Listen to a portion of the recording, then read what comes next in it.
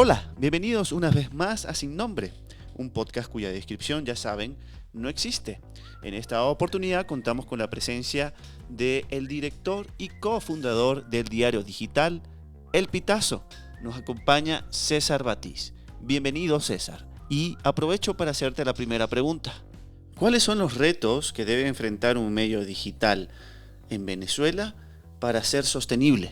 Es una pregunta que nos rebana los sesos a todos los periodistas y a todos los quienes dirigen medios de comunicación en el mundo, no solamente en Venezuela, ¿no? Porque realmente la sostenibilidad es un elemento clave para quienes dirigimos, cofundamos, somos copropietarios o propietarios de medios de comunicación. Y es clave porque nosotros queremos hacer muchas cosas, queremos innovar, queremos darle la información al usuario, pero sin esa sostenibilidad es imposible. Y la sostenibilidad se ha complicado cada día más para los medios de comunicación, porque nada más este ejemplo. Cuando hace 2 años nosotros con menor tráfico en elpitazo.net, con menor tráfico en elpitazo.net que lo que tenemos hoy, o lo que hemos llegado a tener hoy, teníamos más ingresos por la publicidad programática. Entonces, eso te demuestra que la publicidad programática no es la única solución a la sostenibilidad de un medio. Nosotros en El Pitazo, en el año 2019, fuimos seleccionados en el proyecto Velocidad. ¿Y por qué presentamos un proyecto de membresía? Lo aplicamos en el 2020 y a la fecha no nos da los resultados esperados. Entonces, la solución tampoco es la membresía. La membresía es distinto al muro de pago, ¿no? Y hay medios en el mundo que están utilizando el muro de pago, pero tampoco es la solución. En conclusión, en el caso del Pitazo, nosotros tenemos 13 productos monetizables que ofrecemos a través de nuestra unidad de negocio a potenciales clientes en un contexto como el venezolano, que es bastante complicado. 13 productos monetizables que te demuestran que no hay una sola fórmula, porque no es la publicidad programática, porque no es el muro de pago, porque no es la membresía, porque no es otra, o algunas de estas otras, o estos otros componentes de estas 13 soluciones o ofertas que tenemos nosotros de monetización, porque debe ser la suma de todo, pero aún así se complica el tema de la sostenibilidad de los medios de comunicación independiente en el mundo. Gracias, César. Y ahora tengo una pregunta importante porque estamos viendo, bueno, que los medios de comunicación están haciendo lo posible para sostenerse, incluso para llegar a pagar sueldos. Y en esta mezcla de modelos de negocio, hay un ejemplo concreto aquí en Ecuador, cuando vas a un medio específico, abres, digamos, el link y intentas leer la noticia y te encuentras una cantidad de publicidad bastante fuerte que no puedes leer el contenido con fluidez. Entonces, claro, comprendiendo muy bien que hay que pagar, hay que sostener el medio, te hago la siguiente pregunta. ¿Cuál es, digamos, ese reto de el medio de comunicación nativo para mantener su modelo de negocio sin llegar a esta saturación de publicidad, a esta saturación incluso de, digamos, modelos de negocios mezclados con el fin de informar de una manera concisa, ¿no? Prácticamente lo que ya te decía, Luis, es la sumatoria de diferentes fuentes que apoyen la sostenibilidad de un medio, donde el trabajo del equipo comercial, de una unidad comercial, es muy importante, buscando esos potenciales clientes, anunciantes, apoyos a través de patrocinios, a través de eventos, a través de actividades como esta de Hazte Aliado, de la membresía o de muros de pago, lo cual en Venezuela es muy complicado porque vivimos en una situación de censura, de bloqueo de los medios y de pauperización de la población venezolana. Y bueno, vas a pagar por leer cuando además te has acostumbrado a que lo último que pagabas es el papel periódico y ya el papel periódico no está. Entonces los medios digitales de que surgieron prácticamente todos han sido gratuitos. Entonces tú no puedes poner a pagar a los ciudadanos en un muro de pago como está ocurriendo en Colombia, como está ocurriendo en Perú, en Ecuador, en Estados Unidos, en Gran Bretaña. Entonces, pero volviendo a la pregunta, es la sumatoria de todo. E incluso la búsqueda de nuevas opciones que ni siquiera estamos viendo en estos momentos, pero que con la web.3, que con el advenimiento del Bitcoin, que con tantos elementos que están apareciendo en la configuración de las economías de estos tiempos y en el ecosistema de los medios de comunicación, creo que tenemos la obligación de seguir buscando esas fórmulas que combinen con las que ya tenemos, que incluyen el apoyo de organizaciones internacionales, el apoyo de instituciones que impulsan a los medios de comunicación o que le dan respaldo a los medios de comunicación independientes en el mundo.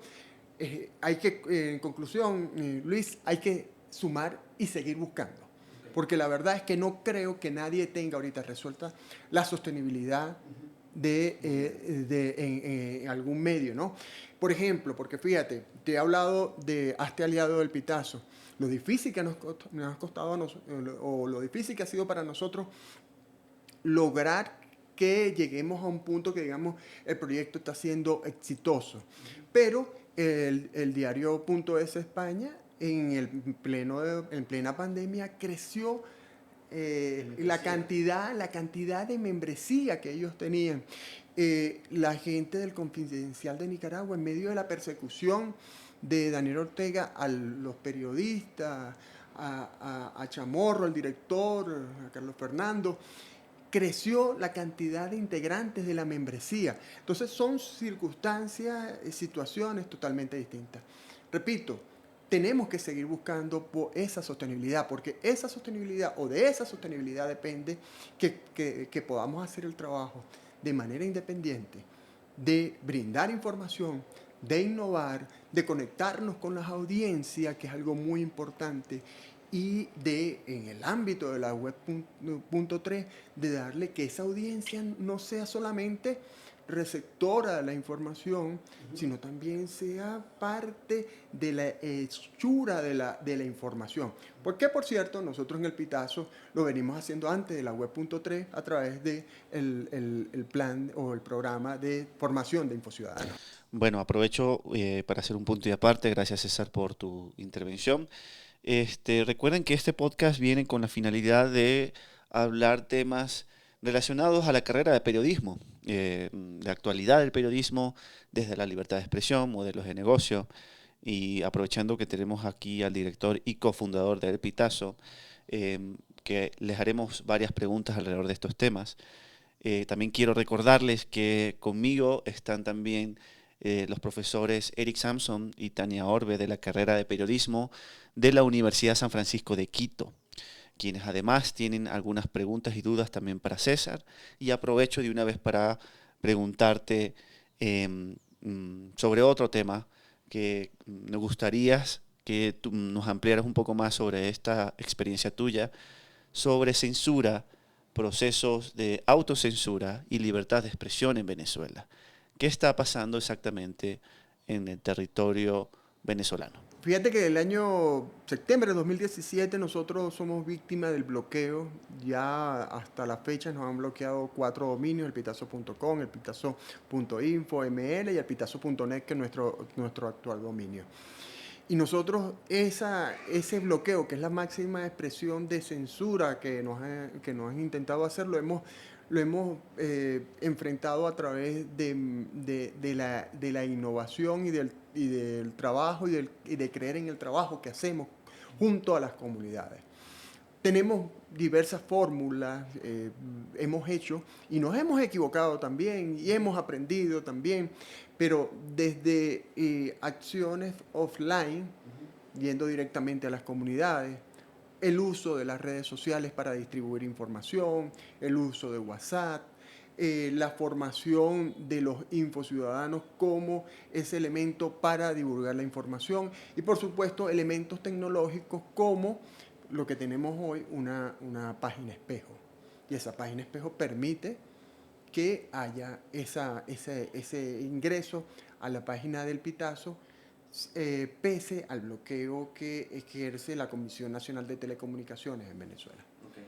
Y por supuesto nosotros nos sentimos satisfechos de la batalla que hemos dado frente a esta forma de censura, una forma de censura que no es escandalosa y que el costo político para el gobierno chavista, madurista, no es tan elevado porque no hay personas heridas, no hay personas encarceladas. Pero sigue siendo arbitraria. Pero sigue siendo autoritaria, sigue siendo arbitraria y sigue evitando que el ciudadano tenga acceso a la información. Es una guerra virtual. Y que los periodistas puedan expresarse y que un medio de comunicación y sus miembros, en mi caso como director y como cofundador, podamos ejercer las libertades económicas que contempla la Constitución de Venezuela y los derechos universales. Gracias, César. Ahora tengo otra pregunta. Desde que conozco el Pitazo, he visto su crecimiento al punto que, bueno, prácticamente hubo un tiempo donde había un corresponsal en cada estado de Venezuela. ¿Qué ha pasado hasta el momento? ¿Cómo ha evolucionado esto? ¿Han mantenido el personal? ¿Existen todavía todos estos corresponsales a nivel nacional? Mira, cuando ocurrió esto, que tuvimos expansión o cobertura presencial en todos los estados, fue un momento también en que había mucha incertidumbre de parte de los colegas periodistas. Y estaba ese momento de o nos vamos del país o nos dedicamos a otra actividad, dejamos el periodismo. ¿Por qué? Porque los medios regionales habían sido muy atacados o comprados por factores cercanos al oficialismo o habían sido, bueno, prácticamente habían cerrado los medios regionales. Nosotros en ese ambiente ofrecimos a colegas periodistas en las regiones la oportunidad de hacer un periodismo que no habían tenido la oportunidad de hacerlo en sus regiones. Desde el punto de vista de manejar este equipo, un equipo tan amplio, significó un gran reto para todo la gerencia del Pitazo. Okay. Fue un gran reto porque una cantidad bastante grande. Por supuesto, ya llegado un momento tuvimos que hacer una reducción y hicimos un cambio estratégico. Dijimos, ya no tenemos una presencia en las regiones, sino una cobertura de las regiones. Hoy día no tenemos periodistas en todos los estados, tenemos el país dividido en nueve regiones, y en estas 9 regiones hay un periodista que se encarga de darle cobertura a los estados que están en su región, y además tenemos un equipo de redactores web bien coordinado que monitorea lo que está pasando, y por eso en el Pitazo, pese a que no tenemos la presencia, que es muy valiosa, pero que era muy difícil mantenerlo y había muchas complicaciones desde el punto de vista gerencial. Hoy día seguimos dando la cobertura sin esta presencia muy valiosa, repito, pero el usuario del Pitazo, la audiencia del Pitazo, tiene garantía de que en el Pitazo va a encontrar las informaciones más importantes de lo que ocurre en el país. E incluso fuera del país, porque tenemos también una sección de migración que hace seguimiento continuo a lo que está pasando con los venezolanos fuera del país, los venezolanos esos 7.1 millones de venezolanos que forman parte de una población migrante. Ahora, cuéntanos un poco cómo ha sido mantener la seguridad de estos corresponsables a nivel nacional. ¿Han tenido algún antecedente de persecución o de amenazas con algunos de estos profesionales? Como lo reportan las organizaciones como IPI, Espacio Público, realmente las acciones de represión por parte del gobierno de Nicolás Maduro han bajado. Han bajado, entre otros factores, porque está la participación o la presencia o la observación de la Corte Penal Internacional, de la Oficina de Derechos Humanos de la ONU, y porque no estamos en un clima electoral. No, las protestas no han regresado al país como las tuvimos en el 2019, y por eso esas presiones a los periodistas han bajado. Pero cuando tuvimos, que tú me lo preguntabas antes, cuando tuvimos reporteros en varias regiones del país, sí, sí lo tuvimos. Alcaldes que se dirigían y señalaban a nuestros corresponsales, gobernadores que señalaban a nuestros corresponsales. Incluso tuvimos uno en la región de Los Llanos, en Cojedes, que a través de redes sociales lo quisieron involucrar en un crimen, en un homicidio. Tuvimos nosotros que disponer de abogados para defenderlo. Gracias a Dios eso no pasó más que esa amenaza. Otro colega periodista tuvimos que sacarlo de su región, de Tucupita, del Tamacuro, porque la gobernadora, esto fue al inicio de la pandemia, la gobernadora lo acusó de ser alarmista por una encuesta que él hizo acerca de la situación en que se encontraba el principal hospital de esa zona muy pobre del país, una zona indígena. O antes de eso, a una colega periodista en Nueva Esparta tuvimos también que sacarla porque publicó un video donde se veía que el gobernador chavista que entregaba, o la gestión del gobernador chavista que entregaba, estaba robando pertenencias de la gobernación, y por eso a ella la persiguieron por un tiempo. Bueno, así infinidad de acciones que ocurrieron en ese periodo. Pero te repito, ya en esta fecha hemos visto que ha bajado esa presión. Lo cual no quiere decir que no va a ocurrir nuevamente, porque pronto tenemos un proceso electoral y seguro que algo la tendencia es que en medio de esos procesos electorales, no solo los periodistas, sino dirigentes políticos, la ciudadanía en general, sufre acciones violentas. Gracias, César. Y quiero hacer un pequeño cambio de tema. Y es una pequeña curiosidad que tenemos los profesores en la universidad, porque bueno, nuestros estudiantes se van a ir a enfrentar a un mercado laboral.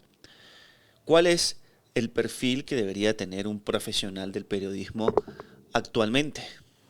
Es el perfil de un periodista actualmente. Yo creo que hay algo básico de la profesión que no depende de la tecnología y no depende de los tiempos. El periodista, lo básico, lo base es que el periodista tiene que leer, tiene que escribir y escribir bien, y nunca debe dejar de, de, de perder esa curiosidad y esa capacidad de asombrarse y esa capacidad de empatía con los otros, con la gente, con los ciudadanos.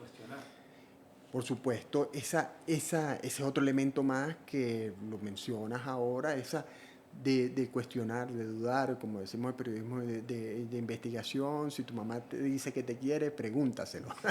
Confírmalo. Y no es solo eso, sino también de saberse que el periodista siempre está en la otra acera del poder.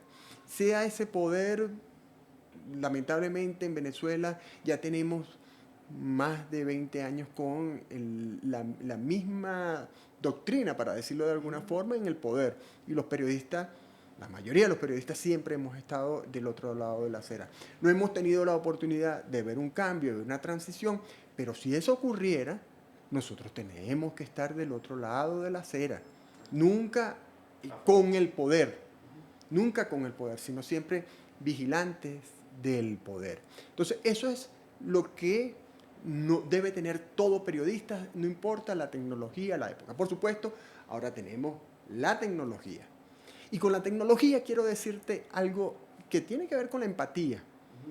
Y es que debe ser el centro de toda función periodística. Y es tener a la audiencia y a los dolores y necesidades de la audiencia, sin importar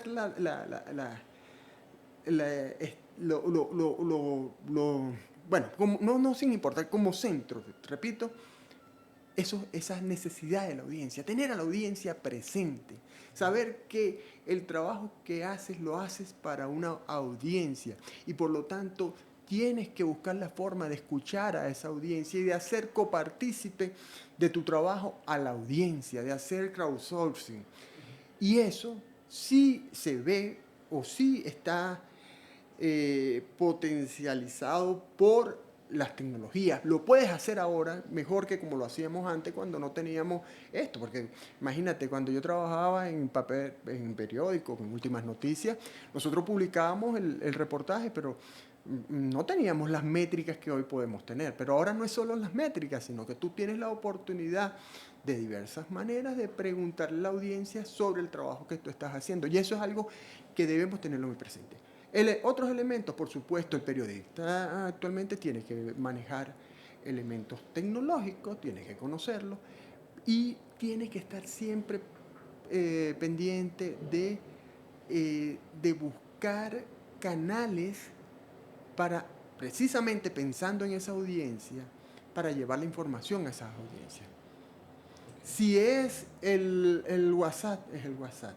Si es el Twitter, es el Twitter. Si es Facebook, si es YouTube. Pero si es TikTok.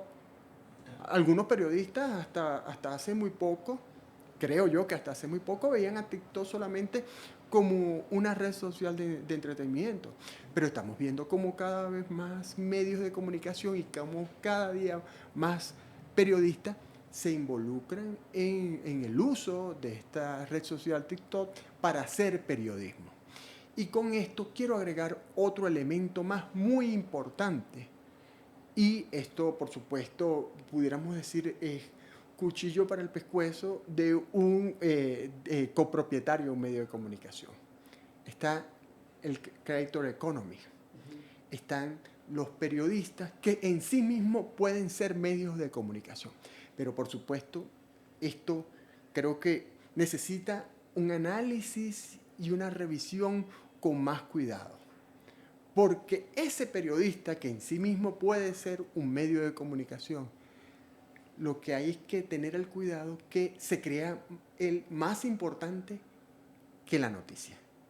Que eso lo hemos visto ya en los medios tradicionales, lo vimos en los medios tradicionales. Pero esa posibilidad existe de que un periodista, utilizando newsletter, utilizando TikTok, utilizando Instagram o todas las plataformas, YouTube, sea él su medio, sea él el medio, el creator economy, y además tenga la posibilidad de monetizar su actividad periodística. Pero ojo, hay muchos peligros alrededor del creator economy porque además hemos visto que las plataformas como YouTube, como Instagram, como el mismo TikTok, privilegian mucho la banalidad. Totalmente. Privilegian mucho la banalidad y entonces ahí es donde el creator economy tiene que también preguntarse cuál es mi función social desde esta posición que tengo. Y esto es interesante, César, porque bueno, entender el algoritmo es complicado. Los algoritmos es complicado. Hay marcas muy reconocidas que teniendo millones de seguidores no tienen muchísima interacción, ¿no? Comparando el porcentaje entre seguidores, comentarios e incluso likes. ¿Qué piensas tú de estas interpretaciones que hay sobre los algoritmos? Y además que esos algoritmos cambian, porque TikTok en sí al principio favorecía los temas de entretenimiento, pero ya vieron que existe la posibilidad de que también se utilice para temas periodísticos y ahora a los creator economy que están haciendo temas de periodismo, el algoritmo lo está tratando bien. Puede ser que mañana cambie esto, ¿no? Y por eso cuando me hacías la pregunta, ¿qué cómo debe ser el periodista de hoy. La verdad es que es muy complejo, pero yo diría, y volviendo a la base, saber leer, escribir, tener esa sensibilidad, esa empatía, y agregaría ya con la tecnología tener a la audiencia en el centro de toda tu actividad periodística. Qué interesante esa conclusión porque eso me da introducción a la siguiente pregunta, César, y viene un poco relacionado a los prosumidores. ¿Y qué son estos prosumidores? Son personas que producen y consumen contenido. Y se puede ligar a lo que es este periodismo ciudadano, comunicación ciudadana. Y bueno, ustedes en el Pitazo tienen este programa que se llama Info Ciudadanos. ¿Qué piensas tú de este programa y cómo se desarrolló? Y además, ¿por qué es importante Info Ciudadanos? Cuando nosotros lanzamos el programa de formación de Info Ciudadanos, lo hicimos, fue realmente no, fue un programa que se construyó mientras lo hicimos, pero fundamentalmente ocurrió por esto. Un grupo bueno, un medio en Brasil, medio Extra, que es el medio popular de O Globo, lo vimos que tenían un grupo de 9 o 12 periodistas encargados de revisar la información que recibían a través de un WhatsApp que abrieron a su audiencia.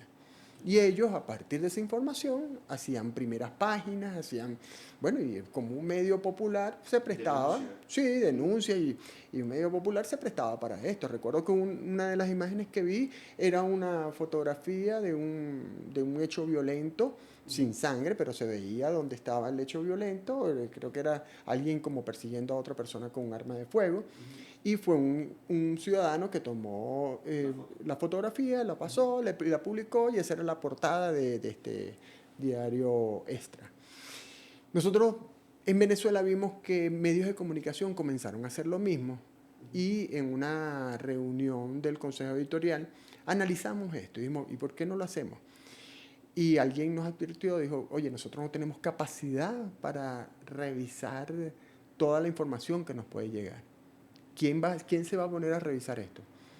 Y allí surgió la idea de, ¿y si hacemos el proceso al revés?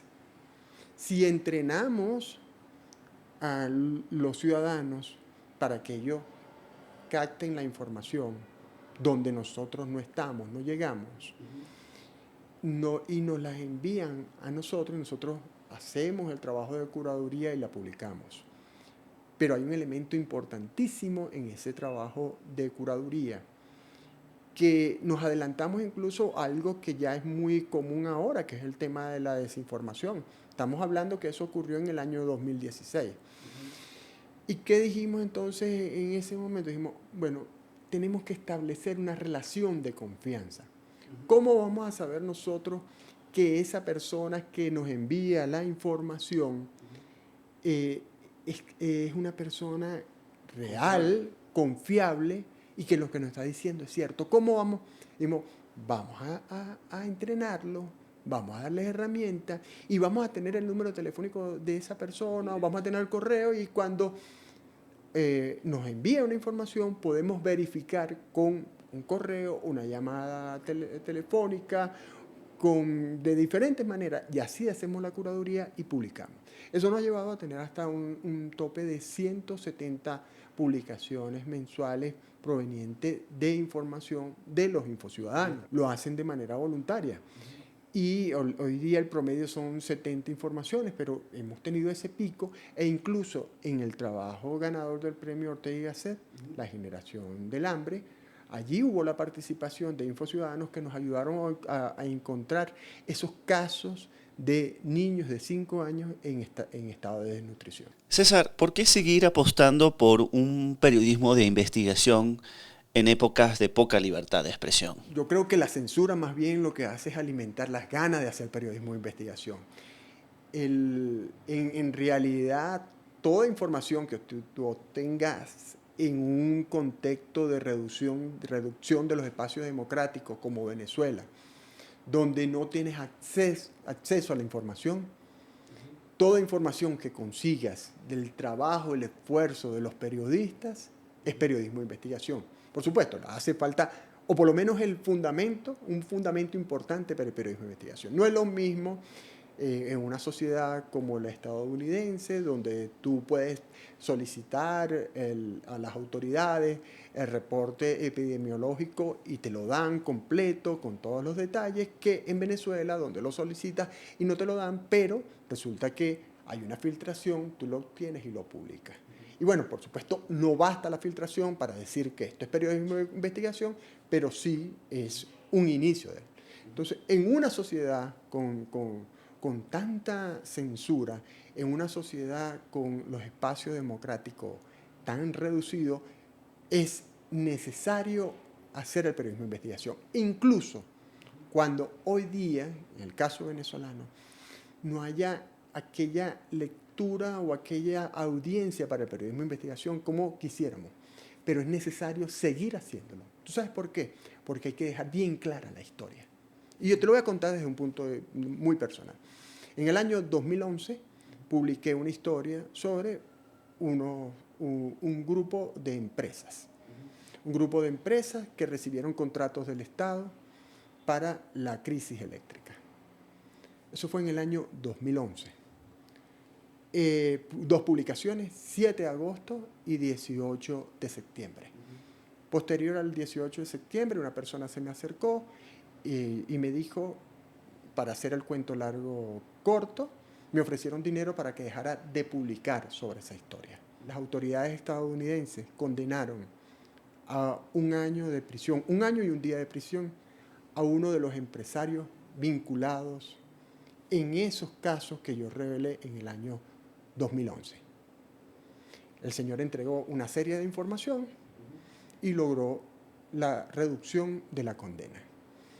De esa primera historia del 7 de agosto del año 2011 fue una historia sobre unos jóvenes empresarios que recibieron 12 contratos de obras eléctricas sin tener ninguna experiencia en el sector eléctrico. Ellos han tratado, los conocidos en Venezuela y en otras partes de Latinoamérica e Hispanoamérica como los bolichicos, ellos han tratado de limpiar su reputación, han invertido en otros negocios, viven entre España e Inglaterra, pero algo sí te puedo decir. Están los trabajos de periodismo de investigación, el que publiqué ese 7 de agosto, pero también el de otros muchos colegas venezolanos y de otros países, de agencias internacionales que han seguido investigando a estos llamados bolichicos. Y, repito, puede ser que hoy día nadie esté aburrido porque, entre otras cosas, estos gobiernos autoritarios diseñan estrategias para que la gente pierda esperanza. Y si pierdes esperanza, ¿para qué vas a leer periodismo de investigación si nadie es castigado? Pero en Venezuela la corrupción no prescribe. Y sí prescribe. Si ellos buscan alabar su imagen, allí va a quedar. Allí va a quedar esa historia. Va a quedar esa historia de la corrupción. Y si bien Abraham Chera ayer fue condenado, no sabemos qué pueda pasar con estas personas de los bolichicos, que algunos de ellos ya tienen abiertas investigaciones también en Estados Unidos. Gracias, César. Y para finalizar, una última pregunta. ¿Cuál es la diferencia entre un periodismo activista y un periodismo militante? Mira, yo no hago ni periodismo militante ni periodismo activista. Yo creo que tener estas banderas pone gringolas a la visión del periodismo. Yo hago, y en el Pitazo, y esto lo he dicho, estas conversaciones las hemos tenido. Aquí, mira, tú puedes participar en una organización de derechos humanos, puedes participar en una organización de la comunidad LGBTQ+, pero tú no puedes pasar tu visión de los problemas por la visión de las organizaciones en las que tú participes. Sé que es difícil, Por eso yo digo que no puede haber un periodismo militante ni activista. Tienes que hacer periodismo. Y periodismo es ver todo el espectro. Claro, puedes tener tus filtros personales, por tus vivencias, incluso por tus simpatías. Pero sobre todas las cosas debe estar presente la veracidad, la verdad, la búsqueda de todas las versiones posibles que se puedan obtener, de los buenos y los malos, para hacerlo de una forma simple, sencilla. Pero no decir yo hago periodismo porque soy militante de tal causa o soy activista de tal causa. Ya de por sí el periodismo de por sí, el buen periodismo por sí, es defensor de los derechos humanos. Porque el buen periodismo defiende un derecho humano irrenunciable y que fue por el donde comenzamos, que es el de la libertad de expresión. Muchas gracias por tu reflexión. Y bueno, acaban de escuchar a César Batiz, director y cofundador del diario digital El Pitazo. En esta media hora conversamos bastantes puntos interesantes sobre modelos de negocio, libertad de expresión, censura y además el perfil del profesional. César, muchas gracias por estar aquí con nosotros esta media hora. Gracias a ti y bueno, y que espero que los estudiantes y profesionales que puedan escuchar esta conversación que hemos tenido les sean útiles estas reflexiones. Perfecto. Siempre la orden. Qué importantes reflexiones hemos escuchado con César el día de hoy, ¿no? Especialmente sobre modelos de negocios, mantener un medio de comunicación, el perfil del profesional, porque estamos en un momento de polivalencia y la polivalencia requiere seguir capacitándose y además que de seguir capacitándose, aprender y seguir aprendiendo cómo contar historias. Me contenta mucho haber tenido acá a César porque, bueno, El Pitazo es un medio digital muy importante en Venezuela y en la región. Ellos recibieron un premio Ortega y Gasset por su investigación que se tituló La generación del hambre, como escucharon durante este podcast. Y quiero invitarles para un siguiente capítulo de Sin Nombre. Mi nombre es Luis Daniel Luengo y los esperamos en una próxima oportunidad. Hasta luego.